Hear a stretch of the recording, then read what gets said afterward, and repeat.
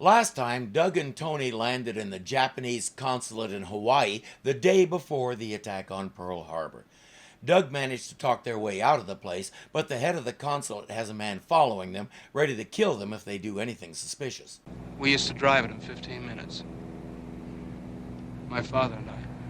Your father? When was that?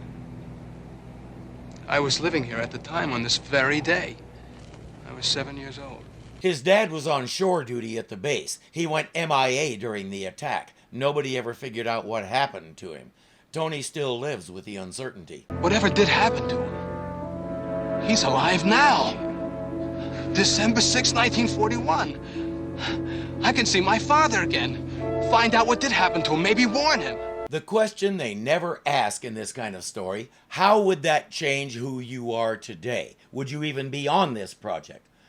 I would love to have had my dad around for a much longer time than I did. But the fact is, his sudden death in 1976 was the single biggest factor in me becoming who I am. It altered the course of my life and got me pointed in directions I never imagined, the directions I was supposed to be going but wasn't. Harsh, but there it is. Tony needs to consider that question before he tries to save his dad.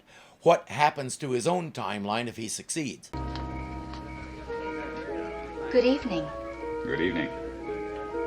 This is the Neal home, isn't it? Yes. You are expected? No. But we have important business with your dinner guest. Come in, please. Billy Neal was his best friend, and Tony remembers that they had dinner at the Neal house that night. His dad hasn't arrived yet, so they're chatting with Mrs. Neal. Her husband is on the Enterprise, which is scheduled to enter Pearl Harbor around 8 the next morning, right about the time of the attack. Tony also remembers that a firebomb hit this house and obliterated it. He doesn't say whether anyone was inside at the time.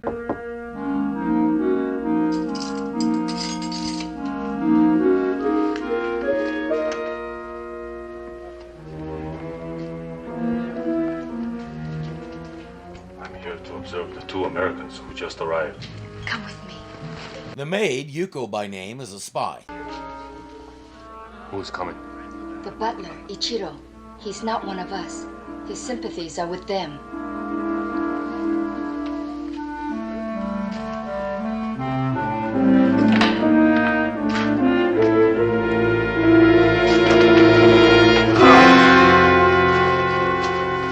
A rather ruthless spy. Commander Newman arrives. Have we met before? Yes. Many years ago. How long ago? You must have been very young. Yes, sir. But I've never forgotten you. You wanted to see me? We've come to warn you, sir. Tony starts trying to tell him that if he goes to the base tomorrow, there's a good chance he'll die. He can't explain how he knows, but he knows.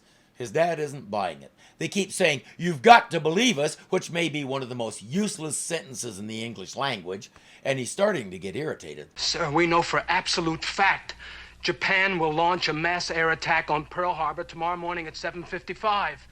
Well, that's impossible. It couldn't happen. Sir, it will happen. Their fleet couldn't approach us without our knowing about it. Japan has deployed 1/3 of her fleet toward Indochina to make us think that her next move will be southward. But at this very moment, the other 2/3 of her fleet are approaching Hawaii from the north. Our two spies are freaking out. These guys know everything. How? Tony says, "You studied higher mathematics at Annapolis, and you're familiar with relativity and the concept of traveling in time." Well, it works. We are from the future.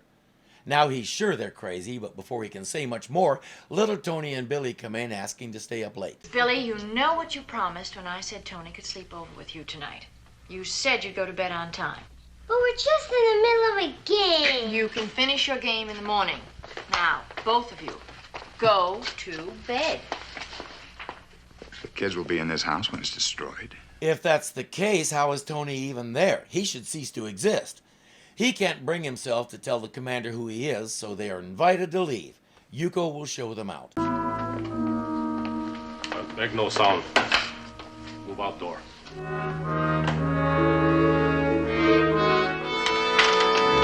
When they kick somebody out, they don't mess around. The confusion around Big Tony and Little Tony seems to be messing with the control room, too. What's wrong? We've lost our lock on the boys. Get them back. Their lives are in danger. And little Tony's, too. Japanese fleet. On their way to Pearl Harbor. Can't you get back to the boys? I'm trying, but the fix keeps drifting. Our fix can lock in on them. They're getting the interrogation treatment. Have the Americans talked? Not yet. They only tell crazy stories nobody would believe. They keep explaining that they're scientists from the future and that's how they know all this stuff.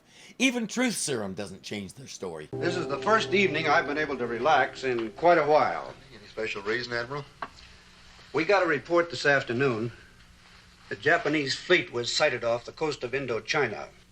That means they're heading south. How much of their fleet, Admiral? Newman remembers what the stranger told him, especially the Pearl Harbor part. The Admiral brushes it off, but Newman can't. He has to go check some things. Tom, I just had dinner with the Admiral. He told me he'd gotten a report on the main Japanese fleet. About a third of the fleet. Off Indochina? Heading south. The appraisal is that's their next move south. What about the other 2/3? I don't hear anybody asking about that. Newman says, please authenticate that report for me. Tom asks why, and Newman says, just humor me. Ichiro's wife calls Mrs. Neal, wondering where her husband is. Mrs. Neal assures her he's probably all right, but she's not so sure. Time to do some investigating.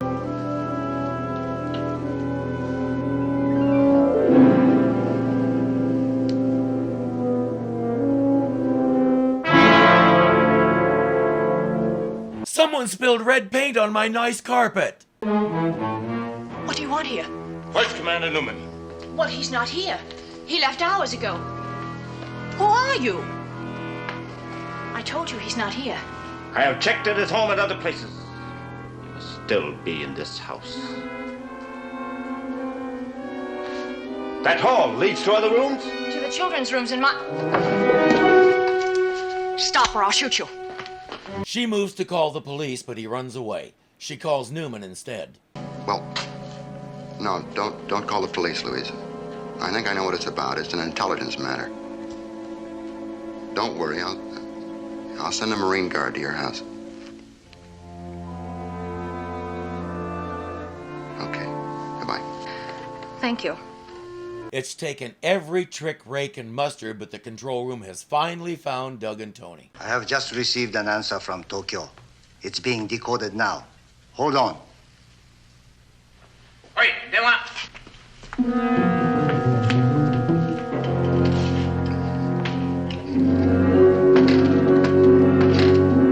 It doesn't take much imagination to guess what the answer was. Oddjob Jr. goes to carry out the order.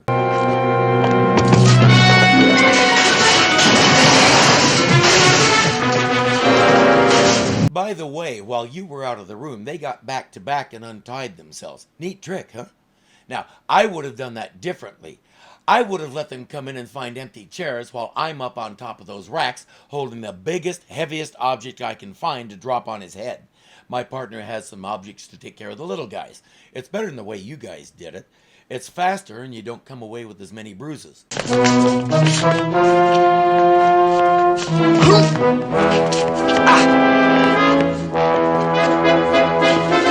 Like those.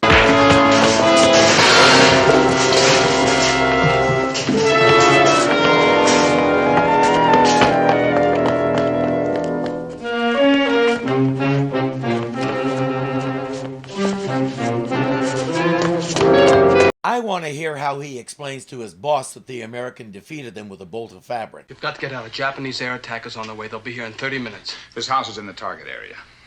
You and the children go up to the mountain. Well, that's what you came to tell the commander last night, isn't it? Yes. She'll do it, but now she's concerned that her husband's ship is heading right into it. Oh, and one other thing. Tony's gone. Gone? Where? I don't know. He got out of bed a little while ago. Said he thought he heard his daddy talking. Then he ran out the back way. Louise and Billy will head for the mountain. Doug and Tony will look for Tony while Tony finally remembers that Tony ran to warn Tony's father that day. I want you to do something for me. Hurry back and go with Billy. But don't tell him what we know about the attack because it might frighten him. Remember now, I'm trusting you. I'll get to your father. Anyway, I can run faster than you. Doug catches up just as Tony takes off to warn Tony's father.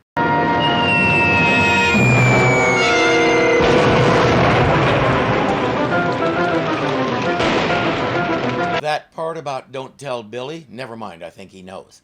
Doug has them out of the danger zone, so it's time for him to go back and help Tony. No, Tony. He already helped Tony. Tony has found his way to the communications center.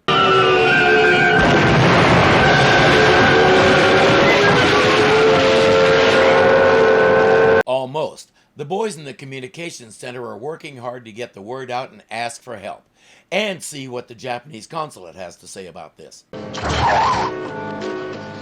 American spy and sailors coming in! The day before, when Doug and Tony landed, they were burning documents. They didn't get all this stuff ready at the same time. These guys want to get caught.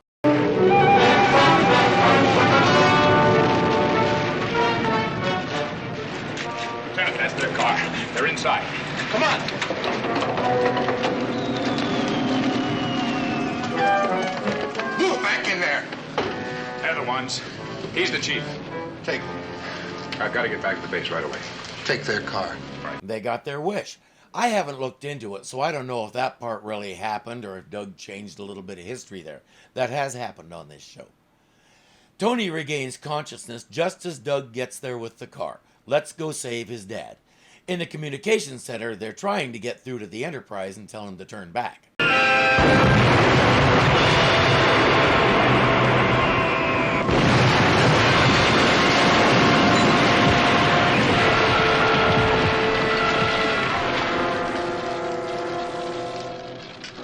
They're having kind of a hard time of it.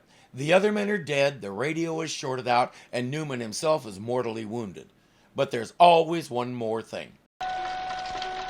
It's a dud. No, it's still ticking. No, it has a delayed action fuse. It'll go off in a few minutes, maybe seconds. Where's Bugs Bunny when you need him? Jerry! What are you doing? We've got to do something. What? How? You can't. We can try to relocate that bomb in another time zone. It may kill innocent people in another time zone. You can't, Maybe, Jerry. but we know that Doug and Tony are heading for that room and they'll be killed when that bomb explodes.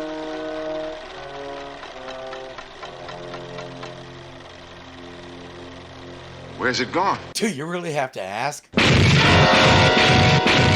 the bomb! Jerry says, I can disarm it. Yeah, since you brought it here, it's kind of your responsibility. While he and the general try to disarm the bomb, Ray and Ann are trying to keep a time lock on it long enough to let them.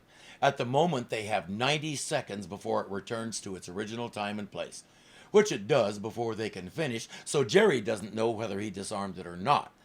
When Doug and Tony come in, they don't even notice the bomb, so he must have done something to it. We're trying to reach the Enterprise. Order to turn back. We'll send a message. If it's still in commission, Oh, it's my job. I'll do it for you, sir. Lie still, I'll get help. You're bleeding. Save your strength. That's what I've been saving my strength for. A valid question. Together, they get the radio put back together.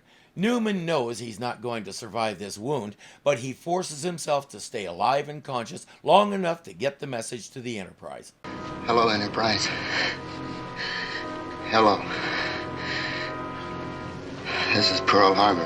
We read you, Pearl Harbor. Come in. He gives them the message. The Enterprise is safe, and so is Billy's dad. And to hell with copyright. I'm letting this run. You said you knew me a long time ago. And that you've always remembered. My name is Tony Newman. Tony Newman. I know you. I know you as well as I know my own son.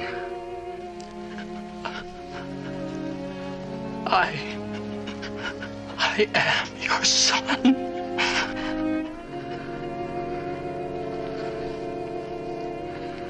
It's good to know my little boy will survive.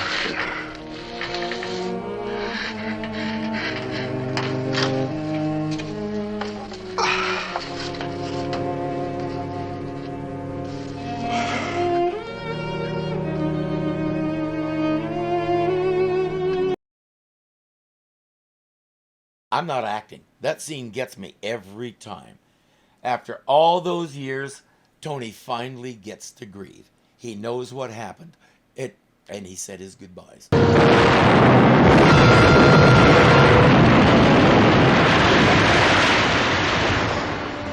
Nothing. Nothing left.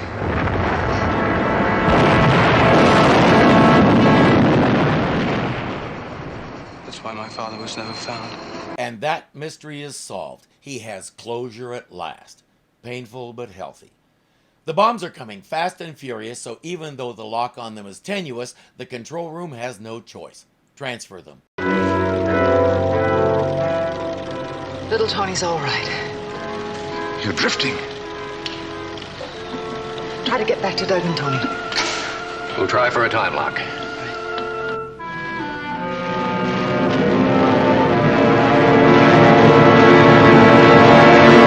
The transfer took them to the hill where Louise and the boys were. In the months that followed, Tony got married, adopted himself, and lived happily ever after.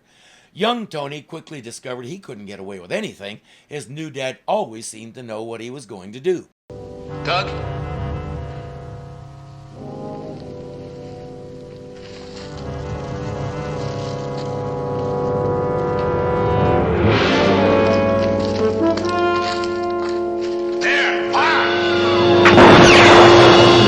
That's not Doug. He finds a small camp and steals some buckskins just as someone shoots at him and Doug calls to him. Who's trying to hunt us down? Looks like we got ourselves caught in the middle of a battle. There are troops all over. What kind of troops? I don't know. How many armies in history wore bright red uniforms?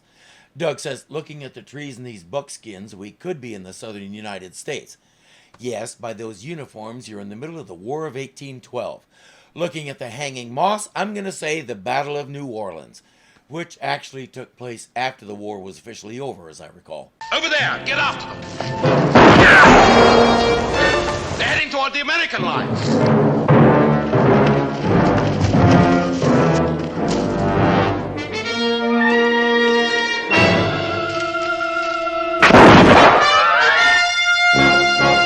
Excellent. The footage they used for the attack was well done and pretty well seamless. Ahem. I had a feeling you were going to show up. The year is 1941, correct? That is correct. The Pearl Harbor attack happened in 1941. Anything else I can help you with? Anthony Newman the Elder said this, correct? I was 7 years old. You just played it, so yes. Which means he was born in 1934.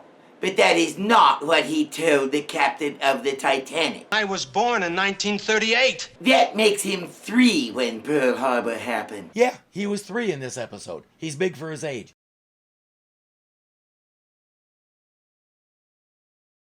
It'll take him a while.